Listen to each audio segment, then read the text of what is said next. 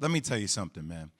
If you were Coach Bud and I were Giannis last night, and we got to the fourth quarter, and you looked at PJ Tucker and you say, PJ, keep guarding KD the way you guard. You know what I'm saying to you? Say, Coach, I love you. Get the hell out of here. He's mine. I got his ass. I will guard him. Give him to me. Why do we constantly see Giannis after games saying that LeBron James is the best player in the world or Kevin Durant is the best player in the world, where he's a two-time reigning MVP? Why can't he take these moments and grab onto them? Isn't that what you want from your star player? Yeah, no, that's a great point, JWill. He had 4 fouls, so I'm not sure that early in the start of the fourth quarter they wanted to do that and put him on him. Look, Giannis, in the most important times of the game, he should take over. He's a reigning MVP. He's a guy that obviously is dominant in so many different ways. But what is taking over? Taking over is defensively, wanting to guard the other team's best player. Taking over is not settling. As good as Giannis is, I'm not sure his feel. A lot of people say IQ. I don't like the word IQ. I think he's not. His feel is not natural. It sounds silly. He needed to play more games in Rucker Park growing up. He doesn't have a great feel for the game. He makes freakish plays and he does amazing things. But I agree with you, JWill. At the end of the game, PJ Tucker's done a great job on Durant overall. And Durant, you got to understand, the second half, he was making contested shots. All his makes were contested shots.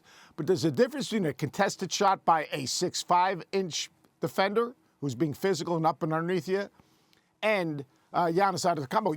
Giannis wasn't on him one time in the second half. He was 0 for 2 in the first half again when Giannis got matched up with him. Won! Yeah, it's amazing. And how about in the series? So, again, P.J. Tucker was the one who guarded him the most, and he was 7 for 9 against P.J. Tucker in this game. Chris Middleton, the second most, 4 of 6 against him. But Giannis, as you mentioned, he only took 2 shots against him, didn't make either, and that wasn't in the second half. And for the entire fourth quarter in this series, Durant has not faced Giannis as a primary defender where he's taken a shot against him. So we just haven't seen it in that case. But I want you to hear something, Seth, though, that Giannis said after the game, because there's varying takes on hearing something like this from a fellow star after a performance like that. So here's Giannis on KD after the game last night.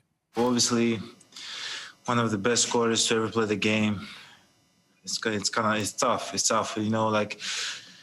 He's the best. He's the best player in the world right now, and we gotta beat him as a team. We got to guard him as a team. We got to make him make tough shots like tonight. And we just got to keep doing our job, and hopefully he's going to miss. How do we feel about that in the midst of a series? If he says that after the series, I can understand. But after a game like that, how do you feel? Because I don't love hearing him say something like that with that much respect after that kind of a game. But I think that's who Giannis is. I think he's a guy that respects the game and respects greatness. And, to me, I would have said, we got to take the ball out of his hands. Mm-hmm. Now, look, Jeff Green was terrific. And, the understated part of what Durant did yesterday was, again, I say efficient because he let the game come to him. Every time that the Bucks started to run a double at him, especially when Lopez was on Green on the weak side, right, he skipped it, found him, Green knocked down a shot. But here's the deal. You've got to get it out of his hands. You've got to get the ball out of his hands. When you have a guy like that, you've got to get the ball out of his hands. It's the same thing I say with Trae Young. Trae Young, all right, I don't care what you do.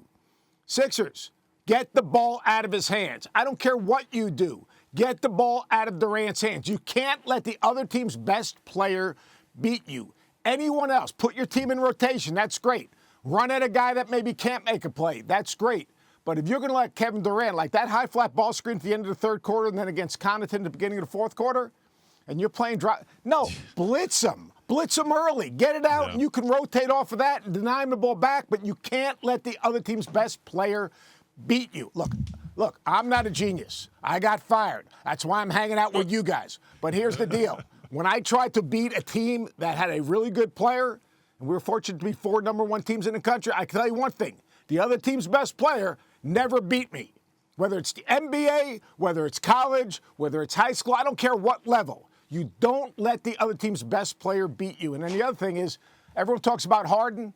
Harden was great yesterday because you still had 6 eyes on him when he had the basketball, and he still dropped 8 dimes for layups.